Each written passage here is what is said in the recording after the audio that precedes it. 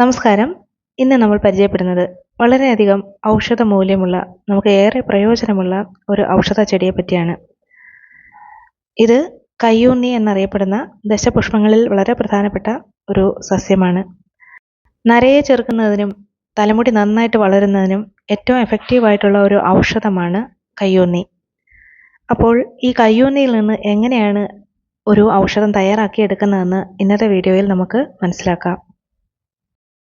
ആയുർവേദത്തിൽ വളരെ പ്രധാനപ്പെട്ട ഒരു ഔഷധ ചെടിയാണ് കയ്യൂന്നി. കയ്യൂന്നി എന്നും കഞ്ഞുണ്ണി എന്നും ഒക്കെ ഇതിനെ അറിയപ്പെടുന്നുണ്ട്.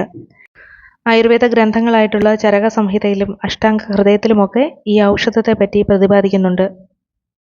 ജലാംശമുള്ള മണ്ണിൽ ധാരാളമായിട്ട് വളരുന്ന ഒരു ഔഷധ ചെടിയാണ്. നമ്മുടെ നാട്ടിൽ സാധാരണയായിട്ട് കാണപ്പെടുന്നത് വെള്ള നിറത്തിലുള്ള കയ്യൂന്നി ചെടികളാണ്. മഞ്ഞ നിറത്തിലും നീല നിറത്തിലും ഒക്കെ ചെറിയ പൂക്കൾ ഉണ്ടാകുന്ന ഇതിൻ്റെ വൈവിധ്യങ്ങൾ കാണാറുണ്ട്. കേരളത്തിൽ കൂടുതലായി കാണാറുള്ളത് വെള്ള നിറത്തിൽ പൂക്കൾ ഉണ്ടാകുന്ന കയ്യൂന്നി ചെടികളാണ്. നീലി ഭൃങ്കാതി തൈലം, നരസിംഹ രസായനം, കഞ്ഞുണ്യാദി തൈലം, ഭൃംഗരാജാസവം എന്നീ യോഗങ്ങളിലൊക്കെ കയ്യൂന്നി ഉപയോഗിക്കാറുണ്ട്. പക്ഷേ പലപ്പോഴും നമ്മുടെ നാട്ടിൻപുറത്ത് അതല്ലെങ്കിൽ നമ്മൾ താമസിക്കുന്ന ചുറ്റുപാടിൽ ഈ ചെടിയുടെ ആ ഒരു അഭാവം കാണാറുണ്ട്. പണ്ട് കാലത്ത് ഇഷ്ടം പോലെ ഈ ചെടിയെ കാണാറുണ്ടായിരുന്നു. സ്വാഭാവികമായിട്ടുള്ള ഒരു ആവാസ വ്യവസ്ഥയുടെ നാശമാണ്, മണ്ണിൻ്റെ ജൈവ ഗുണത്തിലുണ്ടായ മാറ്റവും ഒക്കെയാണ് ഈ ചെടിയെ നമ്മുടെ തൊടിയിലും പറമ്പിലും നിന്നുമൊക്കെ അപ്രത്യക്ഷമാക്കിയിരിക്കുന്നത്. ഈ ചെടിയുടെ വിത്ത് മുളച്ചാണ് പുതിയ തൈകൾ ഉണ്ടാകുന്നത്. ഏകവർഷിയായിട്ടുള്ള ഒരു ചെടിയാണ്. ഒരു വർഷം മാത്രമേ ഇതിന് ആയുസ് ഉണ്ടാവുകയുള്ളൂ. വീണ്ടും അതിൻ്റെ വിത്തുകൾ മണ്ണിൽ വീണ് മുളച്ചു വരണം. മണ്ണിനടിയിലൊക്കെ വർഷങ്ങളോളം ഇതിൻ്റെ വിത്തുകൾ കിടക്കും. പിന്നീട് അനുകൂലമായിട്ടുള്ളൊരു സാഹചര്യത്തിൽ ഈർപ്പം കിട്ടുന്ന ഒരു അവസ്ഥയിൽ ഇത് മുളച്ചു വരും. അങ്ങനെയാണ് പുതിയ മണ്ണൊക്കെ ഉള്ള സ്ഥലത്ത് ഈർപ്പം കിട്ടുമ്പോൾ ഇത് തനിയെ തന്നെ മുളച്ചു വരുന്നത്. ജലലഭ്യതയുള്ള കിണറിൻ്റെ വശങ്ങളിലും തൊടിയുടെ സമീപത്തും വെള്ളം ഒഴുകി പോകുന്ന സ്ഥലങ്ങളിലുമൊക്കെ ഇത് നട്ടു വളർത്തുകയും ഇതിൻ്റെ വിത്തുകൾ കൊണ്ട് പാവുകയും ചെയ്യാം. അങ്ങനെ ചെയ്തു കഴിഞ്ഞാൽ ഇത് എപ്പോഴും നമ്മുടെ പരിസരത്തൊക്കെ വളർന്നു വരും. മറ്റേതൊരു ചെടികളെക്കായും നമ്മുടെ പരിസരത്തുണ്ടാകുന്ന പലതരത്തിലുള്ള കളകളും നമ്മളുടെ സ്വാഭാവികമായിട്ടുള്ള ആവാസ വ്യവസ്ഥയെ നശിപ്പിക്കുന്ന ചില ചെടികളുണ്ട്. വിഷച്ചെടികളും മുള്ളുള്ള ചെടികളും ഒക്കെ. അതിനൊക്കെ പകരമായിട്ട് ഇങ്ങനെയുള്ള ഔഷധ ചെടികൾ വളർന്നു വന്നു കഴിഞ്ഞാൽ നമ്മുടെ പരിസരത്തിനും നമ്മുടെ വീട്ടിലേക്കും എപ്പോഴും ഒരു പോസിറ്റീവ് എനർജി നിലനിർത്താനായിട്ട് സഹായിക്കും. അതുമാത്രമല്ല ഇതിൽ നിന്നും നമുക്ക് ഉപയോഗങ്ങളുമുണ്ട്. നാട്ടുവൈദ്യത്തിലും ആയുർവേദത്തിലും ഒക്കെ നിരവധി രോഗങ്ങളുടെ ശമനത്തിനായിട്ട് കയ്യൂന്നി ഉപയോഗിച്ചിരുന്നു. കരൾ രോഗങ്ങളെ ശമിപ്പിക്കാനായിട്ട് ആയുർവേദത്തിൽ ഇത് ഉപയോഗിക്കാറുണ്ട്. കാഴ്ച വർധനവിന്, നിശാന്തതയെ ചെറുക്കുന്നതിനായിട്ട് ഇതിൽ നിന്ന് ഔഷധങ്ങൾ ഉണ്ടാക്കിയിരുന്നു. നാട്ടുവൈദ്യത്തിലും ആയുർവേദത്തിലും എല്ലാം ഉപയോഗിച്ചിരുന്നു. അതുപോലെ കഫരോഗ ശമനത്തിനായിട്ട് ഇത് ഉപയോഗിച്ചിരുന്നു. തലവേദനയ്ക്കുള്ള ഔഷധം ഇതിൽ നിന്നും ഉണ്ടാക്കിയിരുന്നു. ഇതിൻ്റെ ഇലകളിട്ട് തിളപ്പിച്ച വെള്ളത്തിൽ ആവി പിടിച്ചാൽ തന്നെ തലവേദനയ്ക്കോ അല്ലെങ്കിൽ കഫക്കെട്ട്, സൈനസൈറ്റിസ് പോലെയുള്ള രോഗങ്ങളെ ചെറുക്കുന്നതിന് സാധിക്കുമെന്ന് പറയപ്പെടുന്നുണ്ട്. ഈ ചെടിയുടെ ഇലകൾ അരച്ച് പേസ്റ്റ് ആക്കിയതിന് ശേഷം വേദനയുള്ള ഭാഗത്ത് പുരട്ടി കഴിഞ്ഞാൽ ഒരു വേദന സംഹാരിയായിട്ട് പ്രവർത്തിക്കും.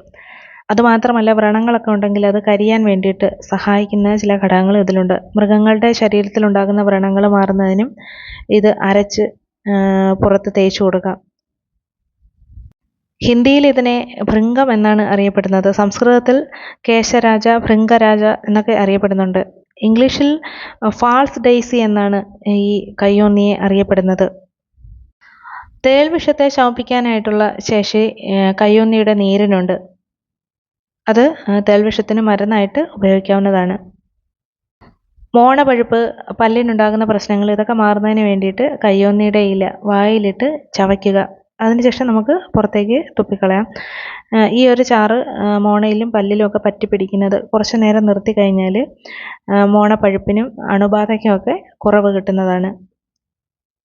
ശരീരത്തിലുണ്ടാകുന്ന നീര്, അമിതമായിട്ടുള്ള രക്തസ്രാവം ഇവയൊക്കെ കുറയാൻ വേണ്ടിയിട്ട് ഈ കയ്യൂന്നിയിൽ നിന്നും ഔഷധങ്ങൾ പണ്ട് കാലത്ത് ഉണ്ടാക്കിയിരുന്നു. ആദ്യം തന്നെ കയ്യൂന്നി എങ്ങനെയാണ് മുടി പൊഴിച്ചിലിനായിട്ട് വളരെ ലളിതമായിട്ട് ഉപയോഗിക്കാവുന്നതെന്ന് നോക്കാം. ഇതിനായിട്ട് കയ്യൂന്നിയുടെ കുറച്ച് ഇലകൾ, ഒരു പിടി ഇലകൾ ശേഖരിക്കുക. അതൊന്ന് വൃത്തിയായിട്ട് കഴുകിയെടുക്കുക. ഇനി ഇത് നന്നായിട്ട് ചതച്ച് ഇതിൻ്റെ നീരെടുക്കാം. അപ്പോൾ അത് ഒന്നുകിൽ മിക്സിയിൽ വെച്ചിട്ട് അധികം വെള്ളം ചേർക്കാതെ തന്നെ ഇതിൻ്റെ നീരെടുക്കാനായിട്ട് ശ്രമിക്കുക. അല്ലെങ്കിൽ ഒരു കല്ലിൽ വെച്ചൊന്ന് ഇടിച്ചു കഴിഞ്ഞാൽ ഇതിൻ്റെ നീര് പുറത്ത് വരും. ഇങ്ങനെ കുറച്ച് സമയം ചെയ്ത് കഴിഞ്ഞാൽ അതിൻ്റെ നീര് പുറത്തേക്ക് എടുക്കാവുന്നതാണ്. കൈകൊണ്ട് തന്നെ പിഴിഞ്ഞ് നീരെടുക്കാം. ഇപ്പോൾ ഇവിടെ ഇത് നന്നായിട്ട് ചതച്ച് ഇതിൻ്റെ നീരെടുത്തിട്ടുണ്ട്. ഇത് നമുക്ക് താളിയായിട്ട് തലമുടിയിൽ തേച്ച് പിടിപ്പിക്കാം. അതിനുശേഷം ഒരു 5 മിനിറ്റോളം നിർത്തിയതിന് ശേഷം കഴുകിക്കളയാം. ഇത് മുടി പൊഴിച്ചിൽ കുറയാനായിട്ട് ഏറ്റവും എളുപ്പത്തിൽ ചെയ്യാവുന്ന ഒരു മാർഗ്ഗമാണ്. അത് ഫ്രഷായിട്ട് തന്നെ നമുക്ക് ചെയ്യാവുന്നതാണ്. അധികമായിട്ട് വെള്ളം ചേർത്ത് നമ്മൾ ചതയ്ക്കേണ്ട ആവശ്യമില്ല. അല്ലാതെ തന്നെ ഇതിലെ ആ ഈ ഇലയിൽ തന്നെ ഒരുപാട് ജലാംശമുണ്ട്. ഇതിൻ്റെ നിറം കണ്ടാൽ മനസ്സിലാകും ഇത് ഒരുപാട് അയൺ കണ്ടൻ്റൊക്കെ അടങ്ങിയിട്ടുള്ള ഒരു സസ്യമാണ്. കറുപ്പ് കലർന്ന കരിമ്പച്ച നിറത്തിലാണ് നമ്മളിത് ചതച്ചെടുക്കുമ്പോൾ അതിൻ്റെ നീരുണ്ടാകുന്നത് തന്നെ. ഇത് ഒരു താളിയായിട്ട് ആഴ്ചയിൽ ഒരു ദിവസമൊക്കെ ഉപയോഗിച്ചാൽ തന്നെ തലമുടി നന്നായിട്ട് വളരുന്നതിനും നരയെ പ്രതിരോധിക്കും. നന്നായിട്ട് കറുപ്പ് കിട്ടുകയും ചെയ്യും മുടിക്ക്. തണുപ്പ് കൂടുതലായതിനാൽ അധിക നേരം നമ്മൾ തലയിൽ നിർത്താൻ പാടില്ല. പെട്ടെന്ന് തന്നെ നമുക്ക് കഴുകിക്കളയാം. വളരെ വേഗത്തിൽ തന്നെ മുടിയിലേക്ക് ആഗിരണം ചെയ്യുന്ന ഒന്നാണിത്. അപ്പോൾ ഇതിൻ്റെ ആ ഒരു ഗുണം ശരിക്കും മുടി വലിച്ചെടുക്കുക തന്നെ ചെയ്യും. ഇതൊരു താളിയായിട്ട് നമുക്ക് ചെമ്പരത്തി ഇലയുടെ കൂടെയോ പൂവിൻ്റെ കൂടെയോ ഒക്കെ ചേർത്ത് കഴിഞ്ഞാൽ തന്നെ നല്ല എഫക്റ്റീവായിട്ടുള്ള ഒരു താളിയായിട്ട് വളരെ സിമ്പിളായിട്ട് ഉപയോഗിക്കാവുന്നതാണ്.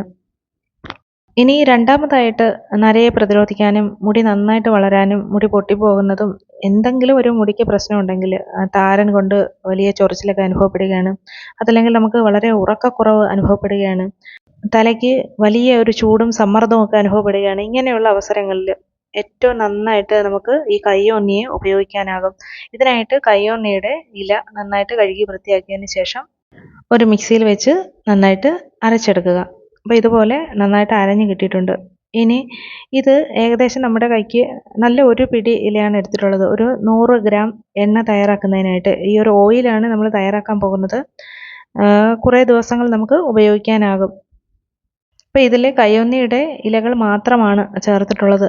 നിങ്ങൾക്ക് മറ്റെന്തെങ്കിലുമൊക്കെ ഔഷധ ചെടിയുടെ ഇലകൾ ചേർത്താണ് സാധാരണയായിട്ട് എണ്ണ കാച്ചാറുള്ളതെങ്കിൽ അതും ഒപ്പം എടുക്കാവുന്നതാണ്. ഇപ്പോൾ സാധാരണയായിട്ട് കൃഷ്ണ തുളസിയുടെ ഇലയും ചെമ്പരത്തി പൂവൊക്കെ ചേർത്ത് എണ്ണ കാച്ചാറുണ്ട്. അതൊക്കെ ഇതിനോടൊപ്പം ചേർത്ത് കഴിഞ്ഞാൽ യാതൊരു തെറ്റുമില്ല. അപ്പോൾ ഇവിടെ നമ്മൾ കയ്യോന്നിയുടെ ഇലകൾ മാത്രമാണ് എടുത്തിട്ടുള്ളത്. ഇതുപോലെ നന്നായിട്ട് അരച്ച് വെച്ചതിന് ശേഷം ഇനി നമുക്ക് എണ്ണ കാച്ചാനായിട്ട് തുടങ്ങാം.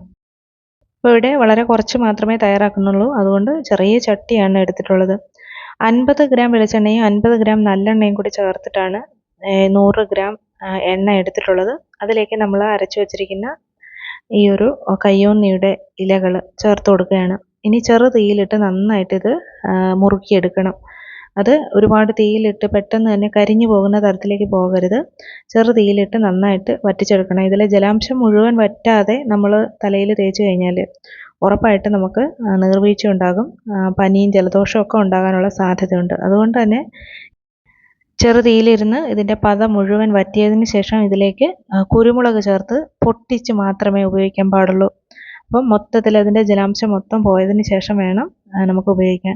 ഇത് കാച്ചിയെടുക്കുമ്പോൾ നല്ല പച്ച നിറത്തിൽ വരണം. അതല്ലാതെ ഒരിക്കലും കരിഞ്ഞ നിറത്തിൽ കറുത്ത് പോകാനായിട്ട് പാടില്ല.